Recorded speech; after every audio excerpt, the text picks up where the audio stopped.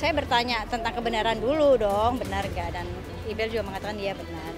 Ya saya bilang ya sudah sabar, doakan, minta yang terbaik dari Allah. Ya karena kalau kita melibatkan segala sesuatunya, melibatkan Allah, kita istikharah, lalu kita isi dengan kita zikir, maka segala sesuatu akan diberikan kemudahan ya oleh Allah ya.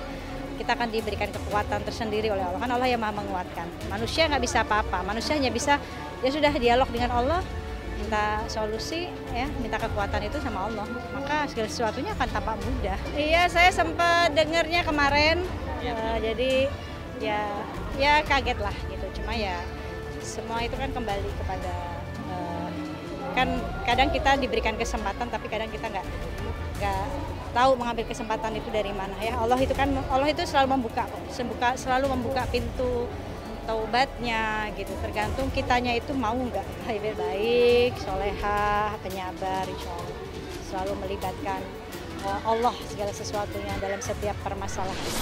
Mudah-mudahan ini bisa menjadi pelajaran berharga bagi Amar Zoni. Ya, apapun keputusan Iris Bella terhadap pernikahan mereka itu kita nggak bisa pressure ya, karena mereka yang menjalani kehidupan itu. Dan semoga Amar Zoni diberi kesabaran oleh Allah, sehingga nanti ketika dia dengan ujian yang kedua ini bisa menjadi asbab hidayah untuk Amar Zoni sehingga lebih dekat dengan Allah. Ya mestinya kemarin itu Amar Zoni ketika bebas dia mendekat kepada Allah ya, dekat dengan ulama. Bukannya pergaulan lamanya, itu sebuah kekeliruan yang dibuat.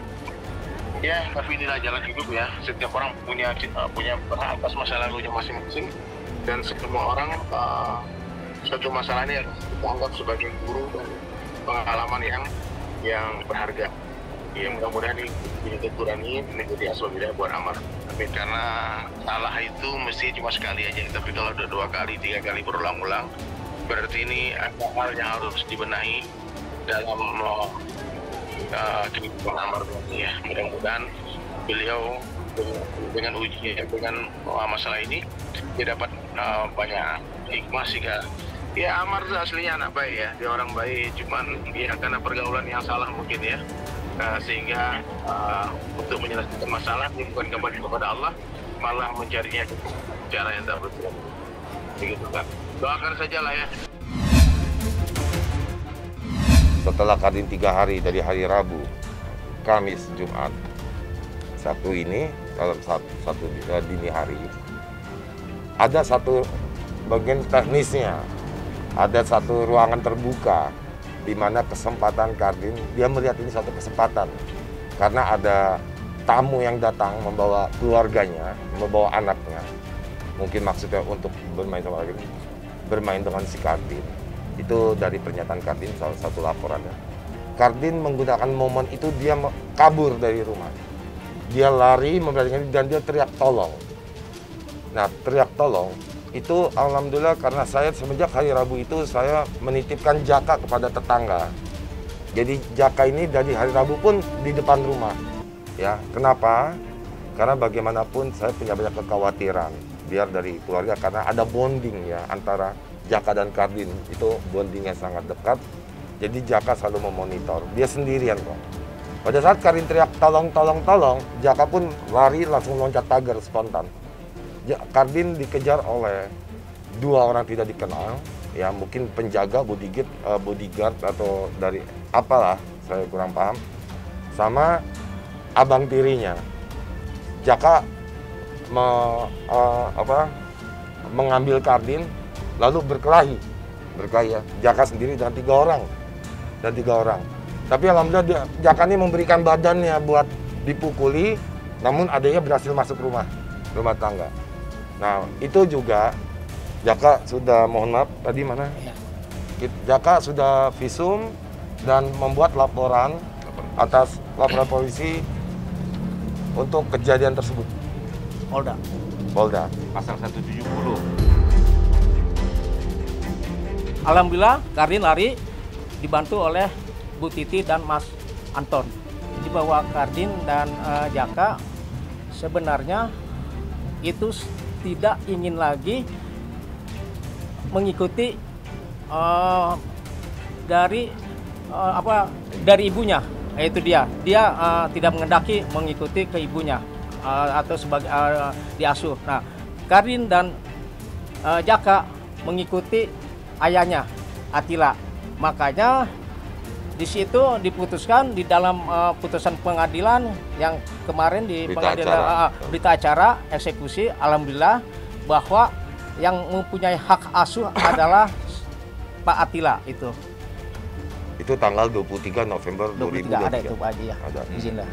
Jadi itu tidak jauh ya. Itu mungkin 3 minggu yang lalu lebih kurang berarti 3-4 minggu yang lalu. Tanggal 23 November. Ya. Nah, terus terjadilah kemarin hari Rabu. Jika itu menjadi satu masalah, bukan masalah dari sisi saya.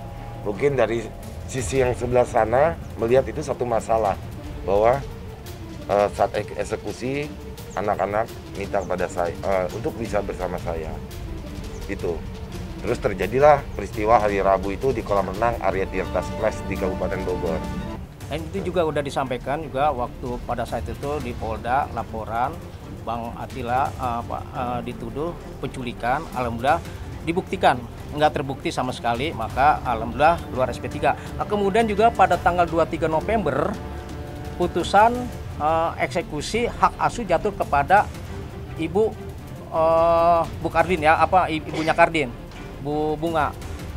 Itu hak asuh jatuh pada itu putusan pestek dibacakan. Alhamdulillah juga disampaikan oleh kedua anaknya bahwa anaknya tidak ingin mengikuti ibunya, mengikuti ayahnya. Itu juga disampaikan bahwa Pak Atila udah sampaikan mau ketemu ya silakan, gitu kan disampaikan. Mau komunikasi silakan. Sampai saat sekarang ini Jaka pun masih komunikasi, Kardin pun masih komunikasi, nggak pernah dihalang-halangi oleh Pak Atila, nggak pernah sama sekali. Boleh tanya anak-anaknya, boleh tanya juga ibunya sendiri. Itu nggak pernah ada rasa diktator, namanya seorang ibu dari anak-anaknya. Itu aja. Kalau Pak Atila orangnya bebas untuk anak-anaknya, karena kenyamanannya udah kepada ayahnya, maka dia tetap tinggal kepada ayahnya. Tetapi kalau untuk tinggal kepada ibunya, yang kedua anaknya menolak. Bukan kehendak dari Pak Atila sendiri, nggak ada. Kamu jangan ketemu ibunya, nggak pernah larang gitu. Kak Adiba menjadi seorang istri nih, Iya, gimana kabarnya Mi? Kabarnya baik, sudah sama suaminya gitu. Walaupun saya kan ada kebiasaan tuh kalau tiap subuh saya naik ke atas ke kamar anak saya satu-satu saya bangunin gitu ya, satu-satu dibuka pintunya. Pas buka pintu Adiba, ya Allah anaknya nggak ada, nangis gitu sih. Ya karena kebiasaan ngumpul kita sama-sama, terus sholat subuh sama-sama gitu. Jadi pas kebuka satu-satu Adiba doang ya nggak ada. Yang penting dia bisa ibadah dengan suami udah. Kalau untuk urusan buah hati kan Allah yang kasih ya, jadi ya gimana Allah kasihnya kapanpun itu ya kita siap-siap aja. Saya juga siap jadi jida ya. Nanti ceramah sambil bawa cucu kan seru ya. Enggak, belum. Cuma izin aja Umi berangkat mau ke Solo sore ini gitu. Oh ya udah bismillah. Lancar, dimudahin, tandingnya menang, sehat, fit. Ya nggak gimana-gimana, alhamdulillah lega sudah menikahkan anak, itu udah lega alhamdulillah. Ya pastilah namanya orang tua kan kepengen ya melihat anaknya bahagia, bukan hanya Adiba, Abizar, mereka menikah muda itu sudah orang tua sudah menjadi hal yang bahagia lah, maksudnya orang tua sudah lepas dari tanggung jawab itu, maksudnya mereka sudah ada yang menemani, jadi kita sudah cukup untuk menemani saat kandungan, mendidik, merawat mereka, saat mereka sudah menikah ya itu sudah ada yang menemani orang lain gitu, tapi ya pasti bahagialah gitu. Ya enggak lah, pasti sayanya yang lebih banyak memberikan wejangan, maksudnya kalau sudah menikah ini kan berumah tangga ini kan ibadah yang sangat panjang. Jadi jadikan ya itu menjadi sebuah ibadah yang diridhoi Allah gitu. Persiapkan mental sebagai seorang istri, bagaimana nanti kalau suami meminta udah kamu di rumah aja gak usah kerja, ya harus nurut kan gitu, harus taat gitu. Jadi itu yang lebih kepada bekal untuk dia menjadi seorang istri. Ya kalau sudah, maksud saya siapapun anak saya, walaupun termasuk Abi juga, kalau sudah menemukan pasangannya ya gak usah lama-lama gitu. Sudah jodoh itu kan kan yang harus disegerakan itu sunahnya itu 1 menguburkan jenazah, 2 pernikahan kan gitu. Nah kalau memang anak saya sudah matang, bukan hanya dari finansial saja, tapi sifatnya ya sudah. Saya sebagai orang tua satu-satunya, sebagai ibu dan sebagai ayah ya, kalaupun anak saya Hatta itu Adibah, Hatta itu Bilal, Hatta itu Abi, kalau memang mereka sudah siap untuk menikah, saya harus menguatkan mentalnya mereka.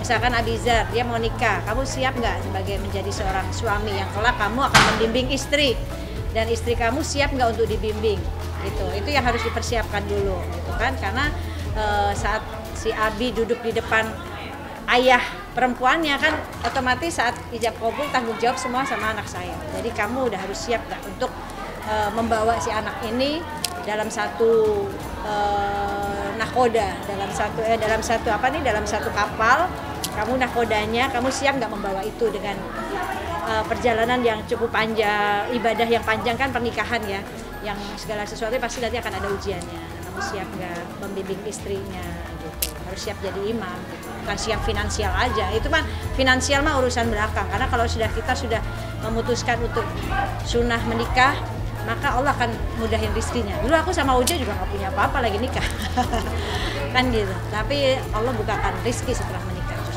Sebenarnya mungkin berat buat dia, gitu ya, buat Abizar, karena kan tanggung jawab ya, sebuah tanggung jawab yang dia menjadi laki-laki tertua di keluarga, gitu, dan dia harus menikahkan kakaknya itu kan nggak mudah, ya, nggak mudah. Tapi saya tetap terus sebelum menikahkan aja saya tahu ngelihat dia grogi, ngelihat dia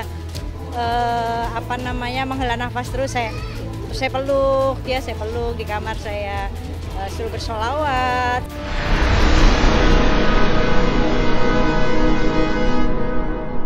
Jadi jangan lupa untuk subscribe Cumi Cumi, ditekan ya tombol lonceng merahnya.